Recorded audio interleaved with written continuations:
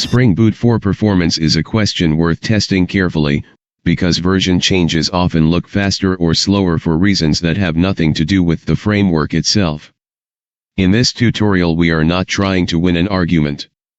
We are building a fair benchmark around three things that backend teams actually feel in production: startup time, memory usage, and throughput.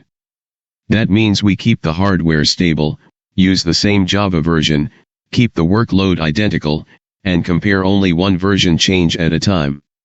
When the measurement is honest, the result becomes useful. When the setup is sloppy, the result becomes a story instead of a fact.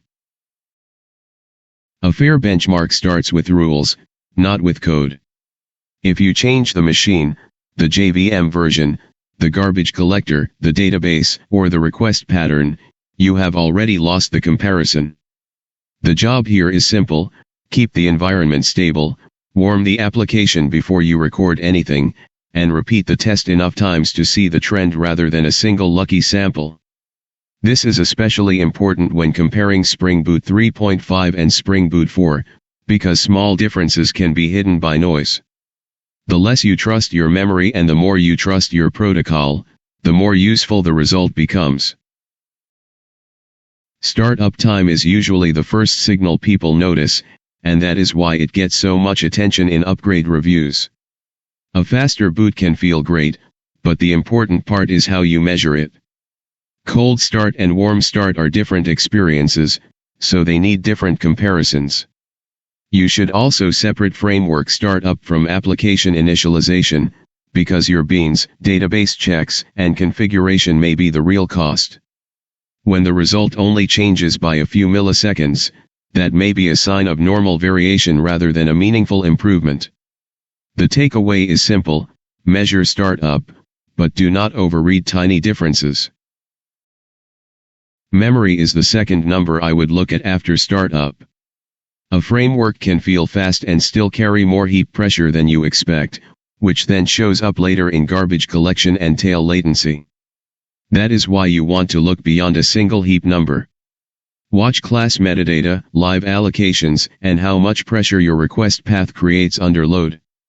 If Spring Boot 4 uses less memory in your app, that can be a real win. If it uses slightly more but gives you better visibility and a cleaner runtime model, the trade-off may still be worth it. The point is to understand the cost, not just the size. Throughput is where the system starts to answer back. It is easy to look good during startup and still struggle once the requests arrive in a steady stream.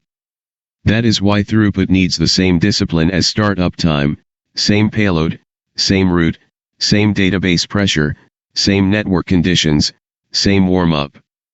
You also want to watch latency at the same time, because a version that pushes more requests per second while harming P95 latency may not be a real win for users.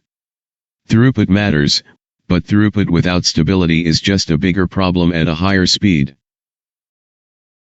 Warm-up is the hidden part of every Java benchmark. The application changes its behavior as the JVM compiles hot paths, loads classes, and fills caches. That means the first minute of traffic often tells a different story from the steady state. If you do not mark the warm-up boundary, your results become misleading very quickly. In practice, I like to capture both phases and label them clearly. That way you can tell whether Spring Boot 4 is really better under load, or whether it simply reaches its steady state at a different point in time. The benchmark is more honest when the timeline is visible. Spring Boot 4 changes the platform around the app, and that matters even if the raw benchmark result is modest. Cleaner HTTP service clients, official API versioning support, and improved observability can make the application easier to reason about and easier to operate under pressure. Those are not the same thing as raw throughput, but they influence the real cost of running the system. A good performance conversation should separate benchmark wins from platform wins. Sometimes the best upgrade reason is not a faster graph. It is a simpler architecture, less glue code, and better visibility when the incident starts. One of the easiest ways to get a false answer is to benchmark badly. Debug mode, Different garbage collectors, changing JVM flags, noisy databases, and single-run measurements can make almost any version look better or worse than it really is. That is why the benchmark protocol matters more than the headline. If you want a result you can trust, you need repeatability, stable settings, and clear isolation of the variable you are measuring. The framework is only one part of the system. When the method is loose, the conclusion becomes unreliable very quickly. Reading the numbers is where benchmark work becomes judgment work. Not every change deserves the same response. A difference under 5% is often just noise, especially if the runs are not perfectly controlled. A 5 to 15% shift deserves a retest and a deeper look at the environment.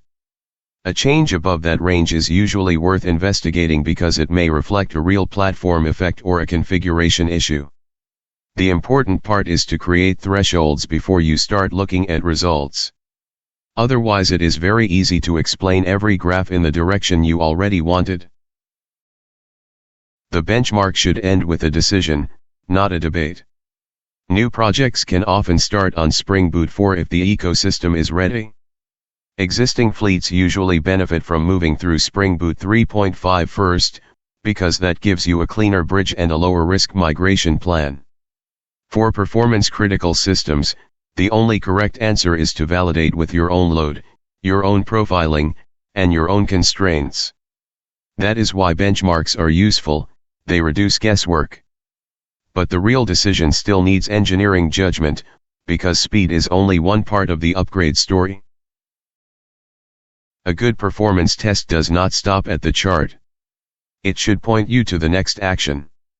If startup looks slow, inspect startup events and class loading. If memory looks heavy, look at heap usage and garbage collection. If throughput is weak, use a load generator and a profiler to see where the time is going. The point is to match the instrument to the symptom. That is how you move from "it feels slower" to "this specific layer is causing the slowdown." The better your tool choice, the faster you get to a useful answer. So, is Spring Boot 4 really faster? The honest answer is that it can be, but not always in the way people expect. Sometimes the win shows up in startup time. Sometimes it shows up in memory pressure. Sometimes the biggest improvement is not raw speed at all, but cleaner infrastructure and better visibility. The right conclusion is the one your own measurements support. That is why this tutorial focuses on startup, memory, and throughput together. If you test fairly, the result becomes actionable instead of argumentative. And that is the real goal of any performance benchmark.